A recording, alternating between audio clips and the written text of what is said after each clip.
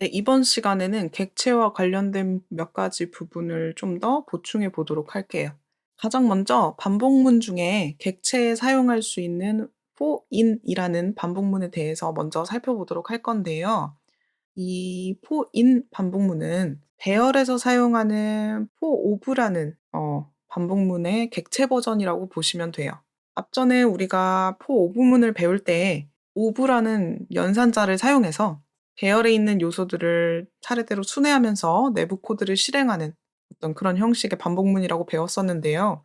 for in 반복문도 객체를 순환한다는 점을 빼면 똑같은데요. 우선 오브젝트라는 객체를 하나 만들어 볼게요. 그래서 y는 2, z는 3, 뭐 이런 객체가 있다고 가정을 하고요.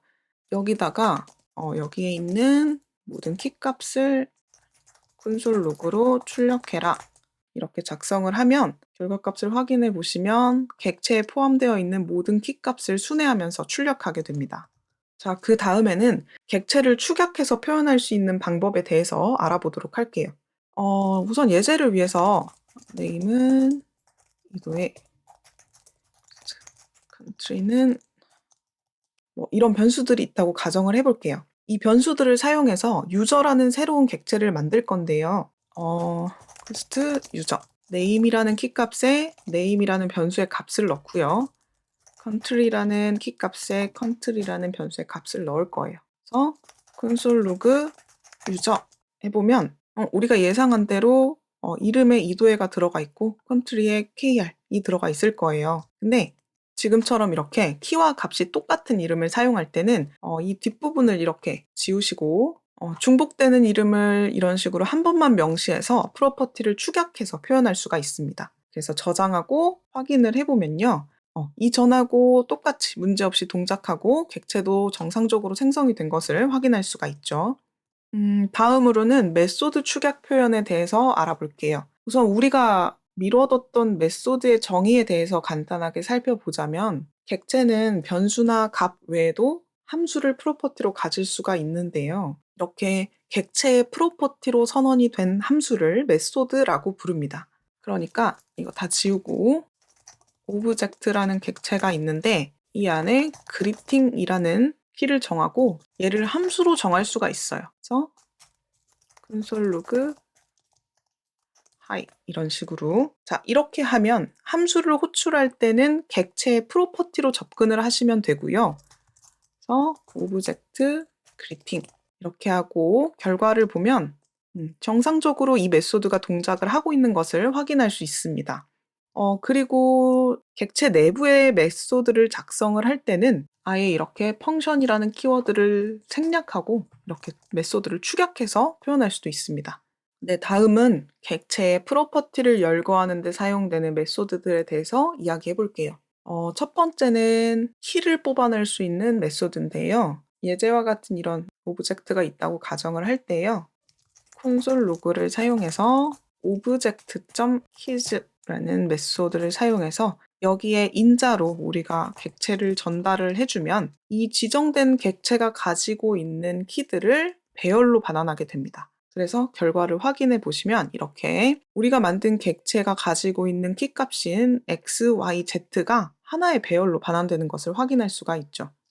그리고 지금 보시면 이 친구를 사용할 때 지금까지와는 다르게 여기 앞에 object.method 이렇게 사용하는데요. 이건 정적 메소드이기 때문입니다. 우리가 기존에 이미 뭐 array.method 이런 식으로 사용했던 거는 이 메소드가 array 타입이라면 모두 가지고 있는 공통적인 메소드이기 때문에 이 array라는 객체도 자동으로 가지고 있어서 array라는 객체의 멤버처럼 이렇게 사용을 할 수 있었던 건데요. 이런 메소드는 실제 객체가 있어야, 그러니까 객체를 생성해야만 사용할 수가 있습니다. 근데 지금 이렇게 오브젝트 뭐뭐 이렇게 사용하는 정적 메소드는 객체를 생성하지 않고도 이런 식으로 불러내서 쓸 수 있는 메소드를 의미합니다. 이런 게 배열에도 있는데요. 예를 들어서 뭐 console log array.isArray 이런 메소드를 가져다가 여기다 오브젝트를 전달해 줘 볼게요. 자, 이렇게 하면 결과는 펄스 값이 되는데 이 친구는 이게 배열인지를 판별해주는 메소드예요. 그래서 이렇게 isArray라는 이 친구도 정적 메소드인데요. 이런 정적 메소드들은 객체를 생성하지 않고도 바로 사용할 수가 있습니다.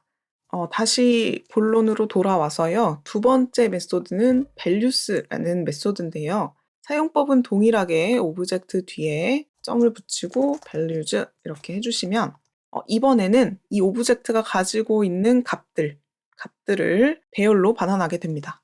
세 번째로 살펴볼 메소드는 entries라는 메소드입니다. 사용법은 역시나 동일하고요. entries 메소드를 사용하고 인자로 객체를 전달해 주시면 됩니다. 이 친구는요. 각각의 프로퍼티, 그러니까 키와 값의 쌍을 하나의 배열로 묶어서 그것들을 개별적인 요소로 가지는 배열로 반환하는 기능을 하는데요. 말로 하면 좀 복잡하지만 저장하고 결과를 보시면 지금 하나의 배열로 반환이 되었는데 이걸 열어보시면 각각 하나의 프로퍼티가 또 다른 배열로 이렇게 구성이 되어 있는 것을 확인할 수 있습니다. 네, 이렇게 해서 이번 영상에서는 객체에 관련된 기초적인 부분들을 좀 더 보완을 해봤고요. 다음 영상에서는 구조분해 할당이라는 것에 대해서 알아보도록 하겠습니다.